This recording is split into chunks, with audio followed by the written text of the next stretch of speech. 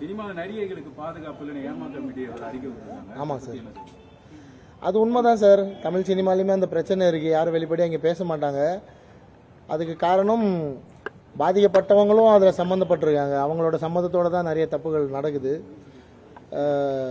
நான் வந்து பெருசாக இந்த சினிமா மக்களோட இன்னைக்கு இண்டஸ்ட்ரியில் இருக்கவங்க கூட எனக்கு நட்பு இல்லை சார். ஸோ என்னோடய ஸ்டைல் ஆஃப் ஃபில்ம் மேக்கிங், என்னோடய ஸ்டைல் ஆஃப் மூவி மேக்கிங்கே வேறு.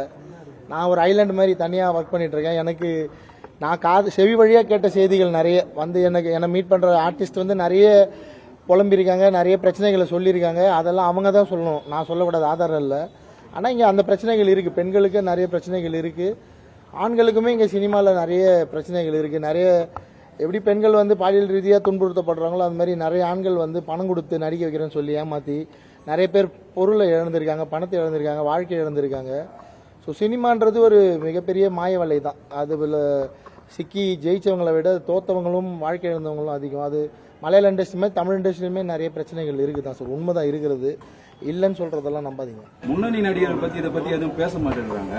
அவங்களுக்கும் டைவர்ஸ் அந்த மாதிரியான இஷ்யூஸ்க்கு போயிட்டு இருக்கு. அவங்க மனைவிகள் வந்து சினிமாவில் அவங்க பர்சனல் இஷ்யூஸ் வேணாம் சார். டைவர்ஸ் பற்றிலாம் பேச வேணாம். அது அவங்க எல்லாரும் மனுஷன், உங்களுக்கு இருக்கும் எனக்கு இருக்கும், அதெல்லாம் பேச வேணாம். இது பொதுவான கருத்து, பொதுவான விஷயம். ஏன்னா நான் சினிமாலே நிறைய பெண்களுக்கு சப்போர்ட்டாக நிறைய விஷயங்கள் பேசுறதால இதை பற்றி பேசுறதுல ஒன்றும் எனக்கு பயமோ அச்சமோலாம் இல்லை.